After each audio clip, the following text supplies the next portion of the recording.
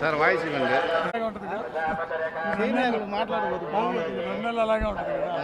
వస్తున్నారు అందరు నాయకులంతా వస్తుంటారు ఇప్పుడు వస్తా ఉన్నారు అందరు వచ్చిన టికెట్లు పెద్ద ఆయనకి పెద్ద అప్లికేషన్ చేసుకో అది అందరూ ముందు టికెట్ రావాలి ఆదాయం గెలవాలి.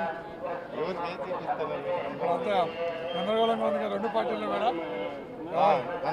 జగన్ అయితే పెట్టుకుంటే వెళ్ళిపోతుంది. జగన్ ఫైనలైజ్ చేస్తాడు కదా బాగానే సీట్లని. టీడీపీలో ఒత్తులు గిత్తులు అవ్వాలి కదా. అది వాయిస్